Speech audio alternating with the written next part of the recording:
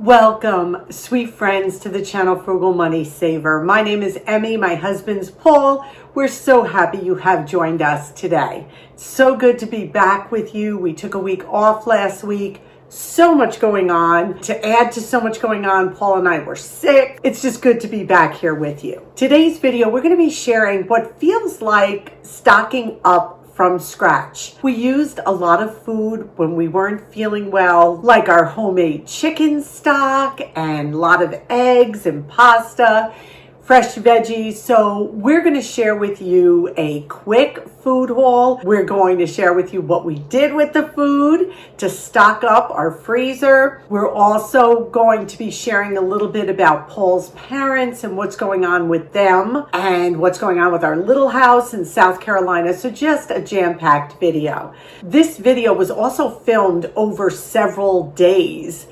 Last week, this week, because some days we just didn't have the energy to get the camera out and film. We were resting, healing, and sometimes you just have to do that. We have to be kind to ourselves, and we have to have those boundaries where, okay, right now we need to just pull back and focus on healing, and we did that, which was just a blessing. So sit back, relax, and the first thing we're going to do is show you our food haul. Food prices are still up there, but last week ShopRite had some amazing deals and we stocked up on a bunch of stuff. And the eggs we're going to show you, I checked for this week. Today is Friday the 7th, and those eggs we shared you and the price they are, were still that price now. So we thought that was an amazing price per dozen. Now we're just going to show you our food haul to start. First thing we have is the cucumber.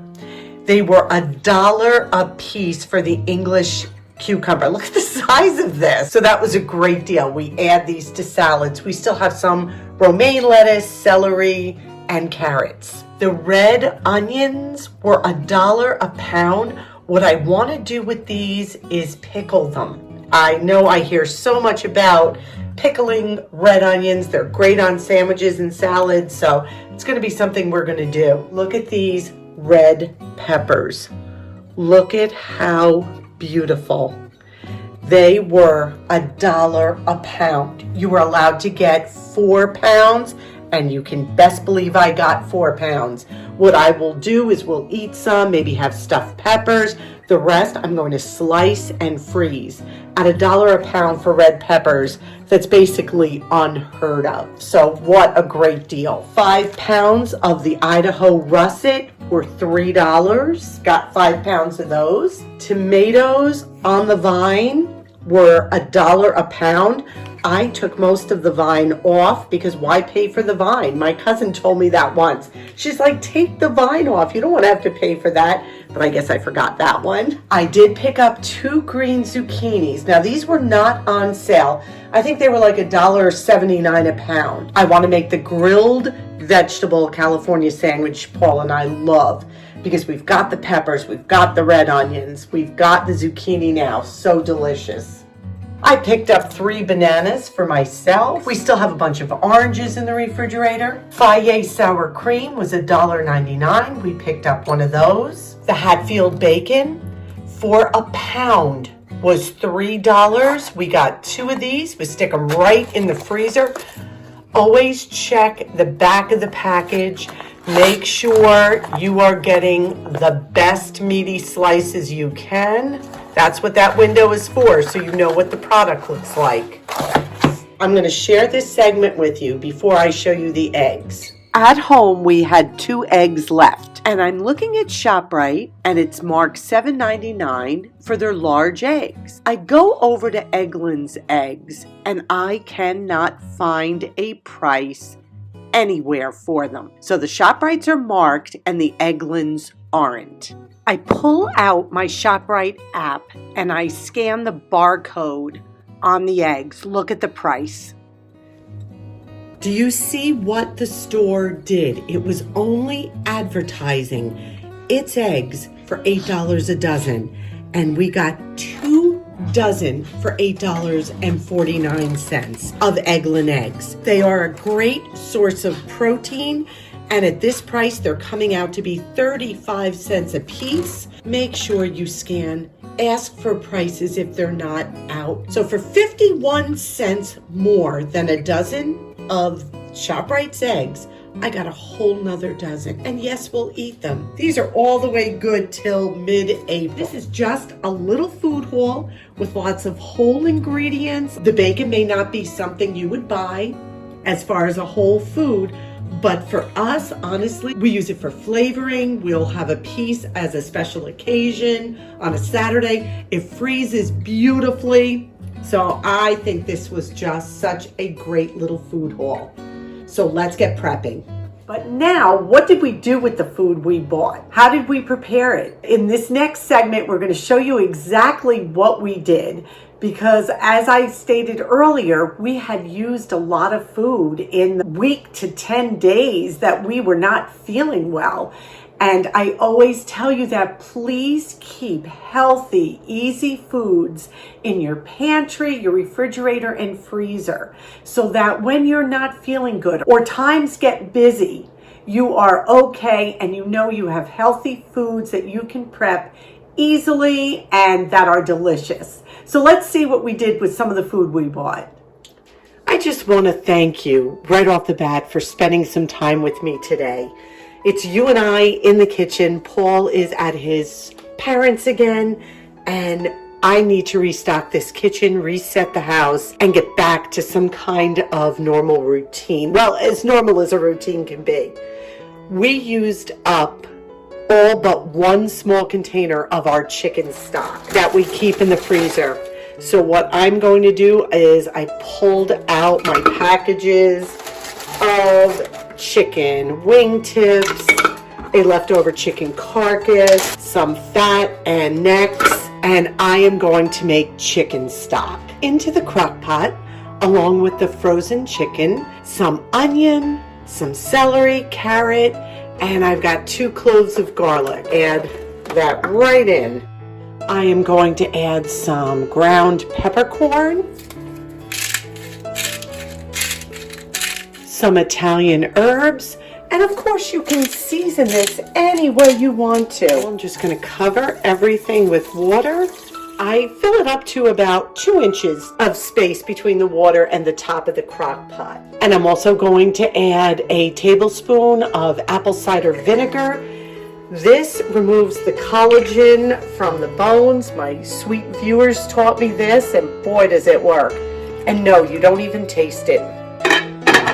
We're going to cover it and we're going to put it on low. I'm home today, so I'm just going to let it cook all day.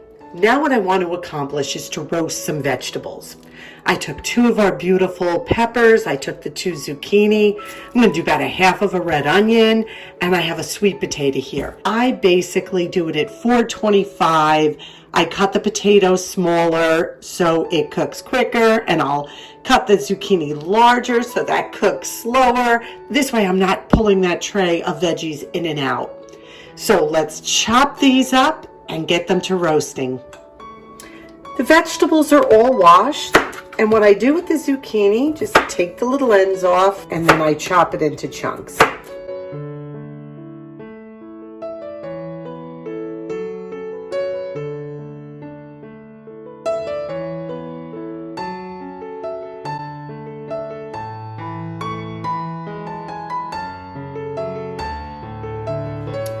And for the peppers, I gave them a good scrubbing, and I just take the seeds out. I know a lot of people just cut the top off the pepper, but then you're wasting all this good pepper. And then I just slice them into strips.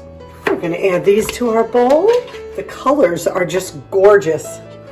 And then I just thickly sliced our onion. We're adding that in as well.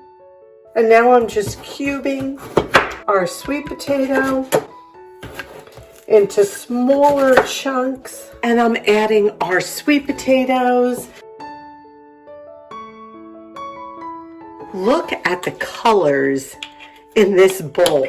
And now I'm going to add, we'll start with 2 tablespoons of extra virgin olive oil. And that's just going to give it a really wonderful flavor. What you want to make sure you do is toss the vegetables before you add the seasoning. This way, the oil will adhere to the vegetables and then the seasoning will adhere to the vegetables. Now we're going to take some Italian herb seasoning, garlic powder. We're going to give it another toss. And then I'm just going to add a little bit more seasoning, a little of each, just to make sure everything got covered. Toss again. Is that beautiful or what? Preheated my oven to 425 degrees. Now I have a rimmed baking sheet. It has a rim all the way around it, which is what you want to make sure you have. And then I put a baking mat on the bottom, or you can use parchment paper. And then we are just going to spread this beautiful medley out. And you want to try to keep the veggies as much in a single layer as you can. If you don't, it's not terrible. I'm going to put this gorgeous tray of vegetables in for about 15 minutes, and then I'm going to turn them. I just took these out of the oven and they are gorgeous. I cooked them at 425 degrees Fahrenheit for 15 minutes, took them out, turned them, put them back in for about another 20 minutes. And the potatoes are tender. The zucchini did not fall apart. The onions are a little crisp. Once you roast these vegetables, let them cool slightly and store them in the refrigerator. They are just a wonderful accompaniment to any meal. Look at this pile of wonderful scraps we have for our compost. Nothing goes to waste in this house. Behind the scenes of filming, this is what the counter looks like. So now I just want to clean up before we go on to our next project. We're going to show you that we got all the broth put away. And we also roasted those vegetables. They were in the refrigerator. We made them with eggs one day, like an omelet. We ate them as side dishes. So delicious, healthy, good ingredients. Just helps us to feel good. And now we had that plethora of peppers, and Paul's going to show you what we did with those. So I'm going to be heading out today, back over to my parents' house, give them a hand getting things organized and cleaned up. But before I go, I'm going to prepare these peppers that we bought at the store on sale and get them frozen and freezer wrapped. And how I do that, well, I'm going to show you. First, I wash them real good, and now I'm going to slice them up. After I slice them, I'm going to get rid of the seeds, lay it down, carefully take your knife, just cut that part out. That goes into my compost outside. Same thing here, just knock off the little ends. And that's it. So when you get them cut up, I just like to take a mat, non-stick mat, put them on the tray, and I just lay them there. And what we're going to do is we're going to put this in the freezer until they are frozen. And once they're frozen, I'm going to take them off the mat frozen and put them into my food saver bags, take the air out of them, date them, and put them in the freezer. They're going to last for months. This is just a great way to prepare sale items for the future. Okay, so now that we have these flash frozen on the trays in the freezer, you can see now they're hard and they're dry. So we can place these now all in one big bag for the food saver and put them in the freezer and they're good to go. And then to use them, we can just cut the top of the bag off, take out what we need, reseal the bag and put it back in the freezer, and they're not going to be stuck together. They'll come out individually. So this is a great way to preserve food. So we buy the plastic by the roll.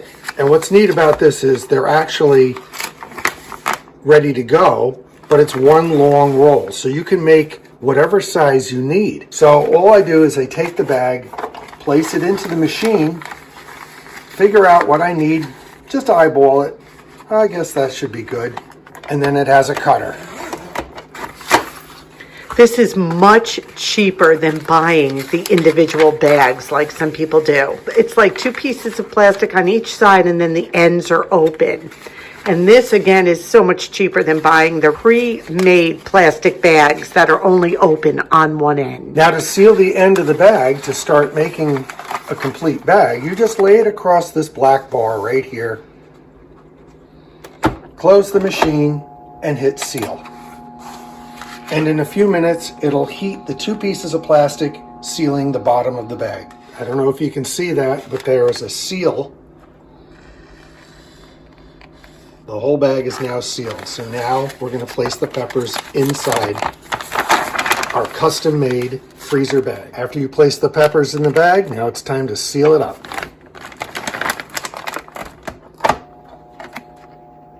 Well, the lights tell me it's all done. Open it up, sealed, and ready to go into the freezer. And now, not to waste the plastic, what we do is We just cut along the top edge with a scissor, remove what we need, put it back into the machine, reseal it, and put it back in the freezer. Yep, and you can do this all the way down till you use everything up. So it's a great way not to waste the plastic as well. Now let's get back to our broth. After the soup was done cooking, I let it cool slightly, put it in the refrigerator. Once it was cool enough to handle, I strained the soup and then back into the refrigerator overnight. Look at how much meat I got off the carcass and the bones. I did skim off some of the fat this morning. I left a little. And now I'm going to portion it up and freeze it. And this way we have homemade chicken stock for recipes or soup. So I have 2 dinner-sized portions of chicken soup. You can see all that meat. And then I made 2 smaller containers, individual portions if one of us just wants a little soup. So this turned out extremely successful. We're restocking our freezer with all this wonderful food. So now we got a lot of prepping done. And as I said, we did a little bit here and there as we felt well enough. Now for the last several days, we have been 100% better. We're back to normal, back to routine. So what's been going on with Paul's parents? They have been in the same home for 56 years. His mom and dad are both in their 90s. At this point, they think they are ready to go into maybe an assisted living facility. So what are we doing to help them ease into this transition? Well, we're helping them by decluttering the house, by continuing to care for them, shop for them, cook for them, things like that. But it is taking a little bit more of our time now because you want to get things moving. You want to get them into a lovely environment. So there's a lot of research going on. And there is just those phone calls, the trips to their home, just a lot going on. Paul and I are packing up their home. So some of the belongings they want to take can go with them. If not, we will donate, things like that. So it's a whole nother dimension to caring for them at this point. And not that we have an issue with it at all, but it does take some time. And we appreciate you all understanding that because we're navigating waters now that we are not 100% familiar with. We did do this with my mom. My mom was younger. She went into an independent living apartment. It was a little bit of a smoother transition for her for sure. So that is what we're working on with them. And hopefully this will be done quickly. We will get them settled. They'll be super happy. And then we go into the process of deep cleaning out the house completely of everything and then getting it ready to sell. Yeah, it is just a bunch of different stuff going on. Now, our little house in South Carolina, so many of you wrote and were worried about the wildfires that were down in the Myrtle Beach area. We're about 20 miles north of the wildfires that are occurring. We looked at it again this morning and they said they're about 45% contained. And we just, thank God, no loss of life, nothing like that. But that is constantly on our mind. And then along with that, I've noticed our electric bill from the little house down south has been the same the last 2 months. Like no usage at all. And we have the air conditioning on or the heat, we have it set to automatic. Why isn't this changing? So I called the electric company and sure enough, they said, yeah, we're not seeing any heat go on, obviously there's something going on there, which, oh my goodness, we're 800 miles away. We think there's something going on with our HVAC system. We do have our property manager looking into it, trying to figure out what's going on, but we may have to make a trip down to the little house sooner than later to rectify the situation. So that's what's going on with us. A lot of stuff. We're well. We're plugging along. Paul's parents are well. Our son is good. Dixie is fabulous, and she just rolls with the flow. Such a good little dog. With all that being said, there are some weeks where Paul and I may not be able to make a Friday video. Of course, we'd let you know, but as we navigate these waters that are new to us, we ask that you be understanding. Just hang on with us. You know we're here, and we'll always let you know if a Friday video is not coming out. But hopefully, it won't be an issue. But if we have to run south like real quick, or if Paul's parents get placed quicker than we are thinking, things just may speed up a little bit. So we ask for your patience, your support, and your continued prayers and encouragement. And we thank you for the comments that have been left, supporting us and loving us. You have no idea how much that means to us. And we thank you from the bottom of our heart. Today's question of the day. Literally, tell me some good news. What is going on in your life that makes you smile? Did you get some good deals? Did you get to spend some time with family? Is the weather getting warmer and you're seeing flowers bloom? Share with us that down below, because not only will it encourage Paul and I, but our viewers as well, and we appreciate that so much. We ask that you take a minute and please give this video a big thumbs up. It helps us so much here on YouTube. Subscribe if you haven't. We are so close to 70,000 subscribers. So if you haven't jumped on board yet, come on in, be part of our Frugal family. Please don't forget to go to our homepage here on YouTube and click that little bell and hold and go to all. So every time we make a video, you will be notified and we can hang out together for a little while. We thank you so much again for all your love and support. We ask you to be well. We ask you to be safe. And above all, we wish you blessings. Until our next video, may God richly bless you.